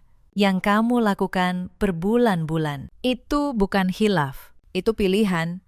Saya menutup pintu pelan. Tidak dengan membanting, karena saya tidak lagi punya kemarahan yang perlu saya buang kepadanya. Saya hanya tidak punya apapun lagi untuk dia. Soal Kayla, kebenaran berpihak kepada saya, karena saya yang memiliki tempat tinggal yang sah, penghasilan yang tetap, dan rekam jejak sebagai ibu yang merawatnya sehari-hari. Hak asuh Kayla jatuh ke tangan saya. Reza hanya diberi hak menjenguk. Ironisnya, pria yang dulu bilang Kayla harus tinggal bersamanya, kini jarang datang menjenguk. Mungkin karena malu. Mungkin karena memang anak itu tidak pernah benar-benar jadi prioritasnya. Ratih menghilang dari kehidupan saya sepenuhnya. Hubungannya dengan Reza, yang dibangun di atas pengkhianatan, tidak bertahan lama. Konon, setelah tanah itu terbukti bukan milik Reza, dan setelah Reza tidak lagi punya apa-apa untuk ditawarkan, Ratih pergi begitu saja. Saya tidak merasa puas mendengarnya. Saya hanya merasa, beginilah hubungan yang dibangun di atas keserakahan. Ia runtuh begitu. Yang diperebutkan lenyap. Wulan, yang membuat dokumen palsu itu, sempat ketakutan akan dilaporkan ke polisi. Dia datang menemui saya, menangis, memohon agar tidak diperkarakan. Saya menatapnya lama.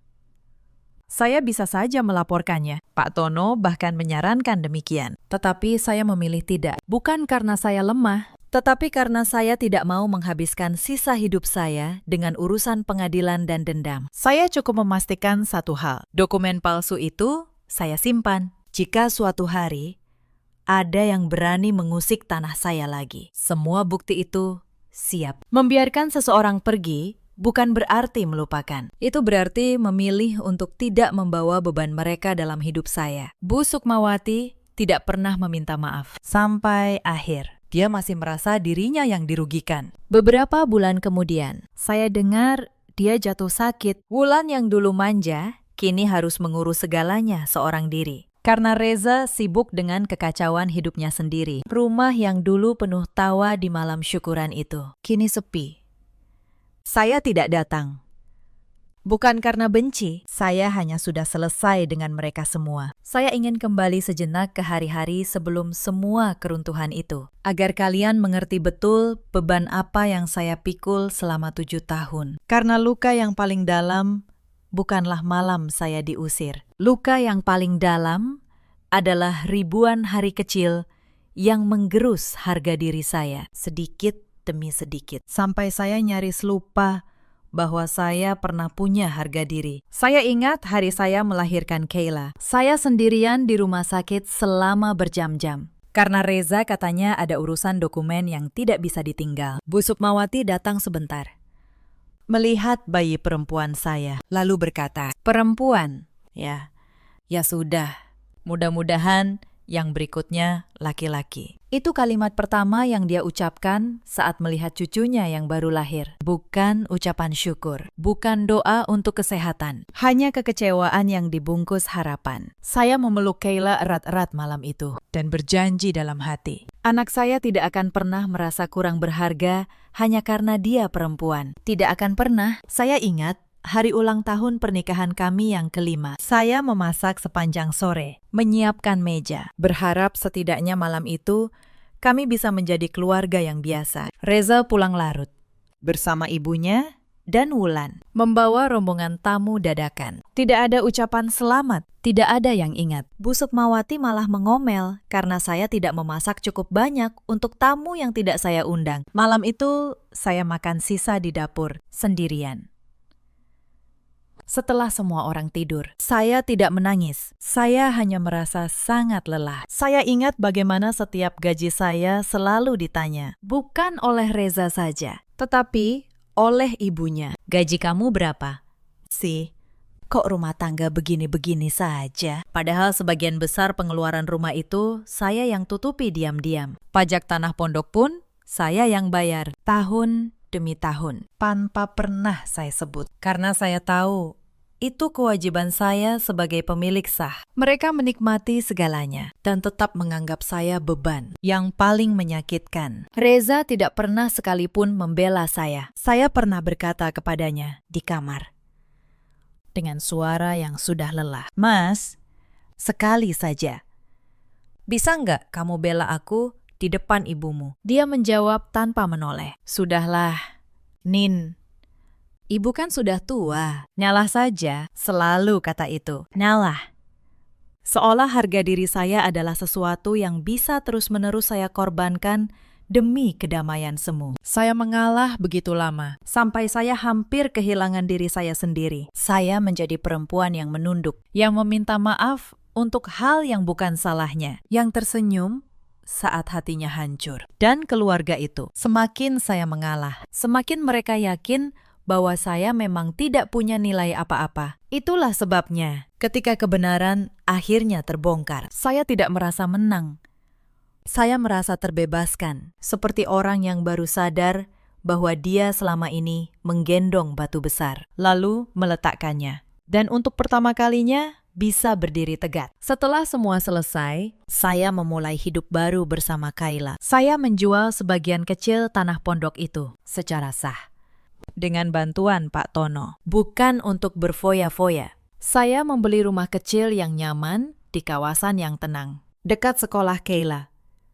Sisanya saya simpan. Sebagian untuk pendidikan Kayla kelak. Sebagian sebagai tabungan masa depan. Saya tidak mau hidup saya berubah dari seseorang yang dimanfaatkan orang lain menjadi seseorang yang dibutakan oleh uang. Uang bisa menyelamatkan seseorang. Tetapi jika tidak hati-hati, uang juga bisa mengubah orang menjadi pribadi yang asing dengan sangat cepat. Saya sudah melihat sendiri bagaimana keserakahan menghancurkan sebuah keluarga. Saya tidak mau menjadi seperti mereka. Rumah baru kami sederhana, tetapi penuh ketenangan. Pagi hari, saya menyiapkan bekal Kayla, mengantarnya ke sekolah. Lalu berangkat kerja. Sore hari, kami memasak bersama. Kadang hanya ikan goreng, sayur, asam, dan sambal terasi. Makanan sederhana, tetapi terasa jauh lebih nikmat daripada rendang mewah di meja yang penuh penghinaan.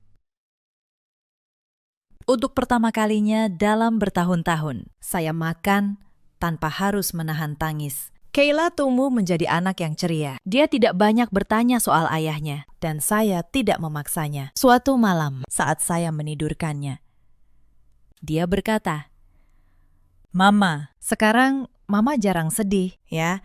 Kalimat sederhana dari anak 6 tahun itu membuat saya terdiam lama. Ternyata selama ini, bahkan anak sekecil itu bisa merasakan betapa hancurnya saya dulu. Dan kini, dia bisa merasakan saya kembali utuh. Pak Tono, paman saya, sering berkunjung. Dia bangga dengan keputusan saya. "Kakekmu pasti tenang di sana," katanya suatu sore. Yang dia titipkan, "Kau jaga dengan baik. Bukan cuma tanahnya, Dek, tapi juga harga dirimu." Saya tersenyum mendengarnya, karena memang itulah yang paling berharga yang berhasil saya pertahankan. Bukan 120 miliar rupiah, tetapi hak untuk berdiri tegak di hadapan orang-orang yang dulu mengira saya terlalu lemah untuk melawan. Ada banyak hal kecil di masa-masa terakhir itu yang ingin saya ceritakan. Karena justru disitulah saya belajar betapa terencananya semua yang mereka lakukan. Beberapa hari sebelum saya diusir, Bu Sukmawati mengundang seorang tamu ke rumah. Saya kira tamu biasa. Ternyata dari balik dinding dapur, saya mendengar percakapan mereka. Tamu itu adalah seorang yang katanya bisa mengurus peralihan tanah dengan cepat. Bu Sukmawati berkata, "Pokoknya tanah pondok itu harus segera balik nama ke Wulan. Menantu saya itu bodoh, dia nggak akan ngerti. Nanti suruh tanda tangan. Beres."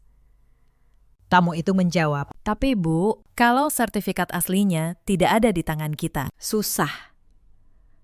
Bu Sukmawati menjawab enteng, "Cari saja akal.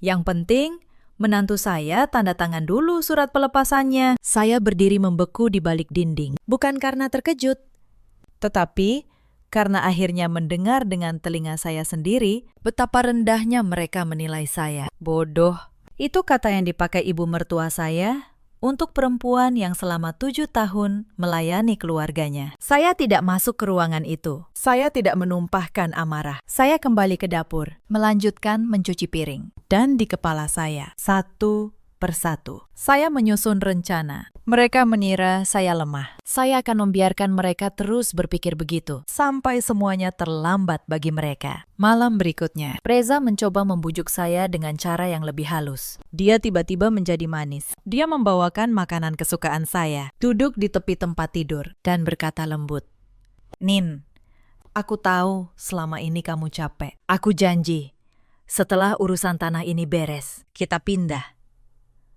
Kita mulai dari awal. Kamu cuma perlu tanda tangani satu surat saja, biar keluarga tenang."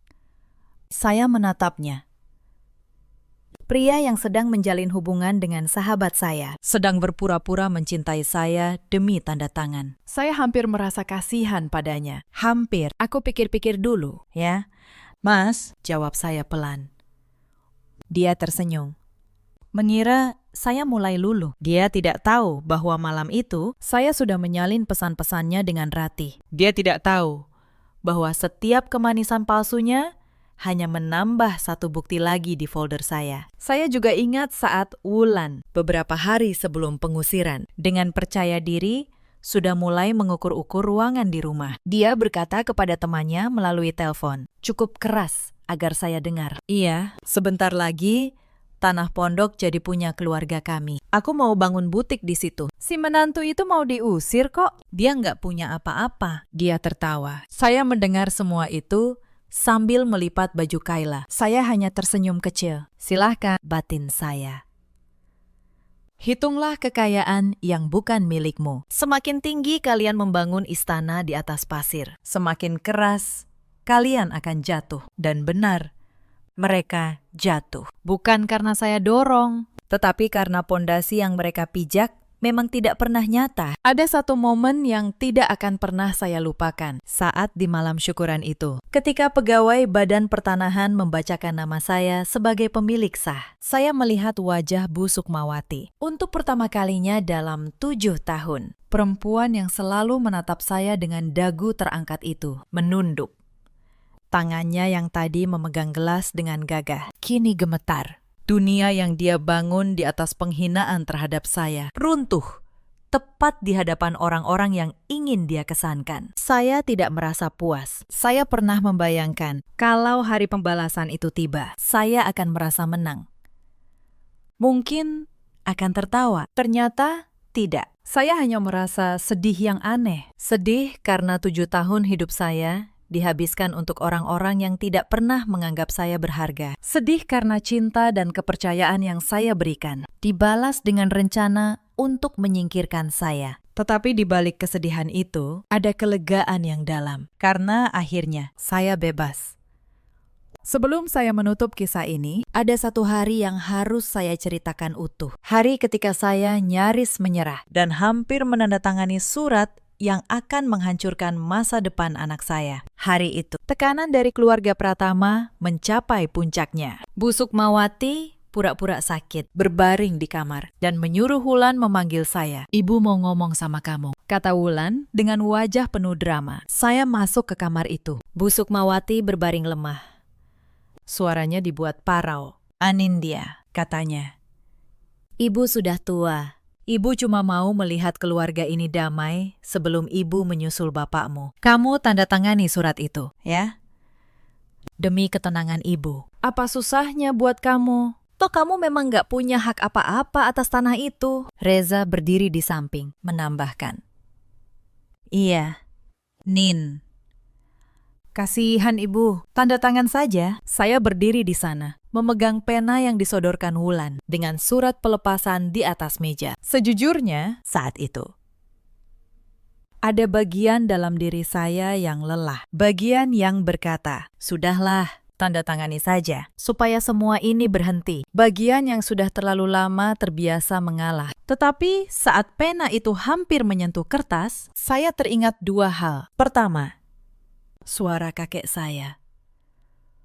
"Jangan pernah tanda tangan apapun tanpa berpikir." Kedua, wajah Kayla, anak saya, yang masa depannya ada di atas tanah ini. Saya meletakkan pena itu kembali. Saya berkata, "Maaf, Bu, Saya tidak bisa tanda tangani surat yang tidak saya mengerti sepenuhnya. Saya mau konsultasi dulu. Wajah busuk Mawati yang tadi pura-pura lemah seketika berubah keras. Konsultasi apa? Kamu nggak percaya sama keluarga sendiri. Suaranya tidak lagi parau. Sandiwara sakitnya runtuh dalam sekejap. Saat itulah saya benar-benar yakin. Mereka tidak pernah menganggap saya keluarga. Mereka hanya menganggap saya hambatan yang harus disingkirkan dengan secari kertas. Saya keluar dari kamar itu dengan tangan yang masih gemetar, tetapi dengan keyakinan yang jauh lebih kuat. Hampir saja saya menyerahkan segalanya karena rasa lelah dan kasihan yang dimanipulasi. Sejak hari itu, saya tidak pernah lagi ragu. Dan tentang Mbak Asih, perempuan baik yang memberitahu saya kebenaran. Saya tidak melupakannya. Dialah satu-satunya orang di rumah itu yang masih punya nurani. Dia mempertaruhkan pekerjaannya untuk membisikkan kebenaran kepada saya. Setelah semuanya selesai, ketika Mbak Asih akhirnya berhenti bekerja dari keluarga Pratama, karena rumah itu tak lagi mampu menggajinya, saya menawarinya pekerjaan, bukan sebagai pembantu, tetapi sebagai orang yang membantu menjaga Kayla saat saya bekerja, dengan upah yang layak dan rasa hormat yang pantas dia terima. Dia menangis saat saya menawarinya. Bu Anin baik sekali, katanya. Saya menjawab, Mbak yang baik. Mbak satu-satunya yang membela saya saat semua orang menjatuhkan saya. Kebaikan, saya percaya, selalu kembali. Sama seperti keserakahan selalu menemukan jalannya untuk menghancurkan pemiliknya sendiri. Begitulah sebuah rumah tangga yang dibangun di atas penghinaan. Sebuah keluarga yang serakah atas tanah orang lain. Sebuah pengkhianatan dari suami dan sahabat. Semuanya runtuh, bukan karena saya membalas dengan kemarahan, tetapi karena saya bersabar pada waktu yang tepat dan bangkit pada waktu yang tepat pula. Cerita ini mengajarkan satu hal yang ingin saya titipkan kepada kalian semua. Jangan pernah menilai seseorang lemah hanya karena dia memilih diam. Dan jangan pernah mengira bahwa kesabaran adalah tanda bahwa seseorang tidak punya kekuatan. Kadang, orang yang paling tenang justru menyimpan yang paling banyak. Ada banyak perempuan di luar sana yang seperti saya dulu. Perempuan yang menunduk di meja makan, yang menelan air mata saat mencuci piring, yang menghibur diri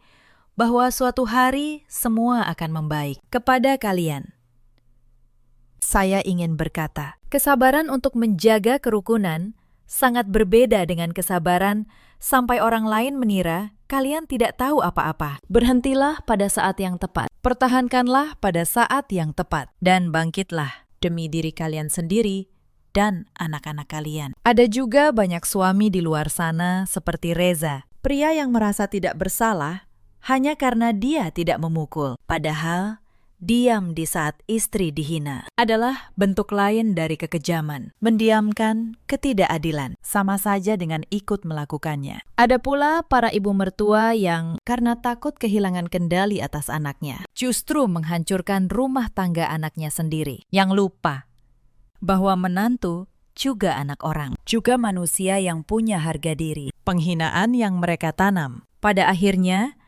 akan tumbuh menjadi keruntuhan yang mereka tuai sendiri. Hari ini, saya dan Kayla hidup tenang. Reza menjalani hidupnya yang berantakan, jauh dari kami. Ratih lenyap entah kemana, ditinggalkan oleh keserakahan yang dia kejar. Wulan mengurus ibunya yang sakit di rumah yang kini sepi. Dan saya, perempuan yang dulu mereka sebut bodoh dan cuma numpang, kini berdiri di atas tanah saya sendiri dengan kepala tegak bersama anak yang saya cintai. Dalam hidup, kita semua punya pilihan. Pilihan untuk terus mengalah sampai kehilangan diri sendiri. Atau pilihan untuk berhenti, mempertahankan apa yang menjadi hak kita, dan bangkit. Kebaikan adalah hal yang harus selalu ada dalam diri kita. Tetapi kebaikan yang diberikan kepada orang yang salah atau di tempat yang salah hanya akan menjadikan kita sasaran untuk dimanfaatkan dan dalam urusan apapun. Terutama yang menjadi hasil jerih payah atau peninggalan dari orang yang kita sayangi. Kita harus tahu cara mempertahankannya dengan hukum, dengan bijaksana, dan dengan kepala dingin. Itulah kisah saya. Terima kasih sudah menemani sampai akhir. Jika cerita ini menyentuh hati kalian, atau jika kalian pernah merasakan hal serupa, ceritakanlah kisah kalian di kolom komentar. Mari kita saling menguatkan. Jangan lupa tekan tombol suka dan subscribe, agar kita bisa kembali merenungkan kisah-kisah kehidupan lainnya. Sampai jumpa di cerita berikutnya.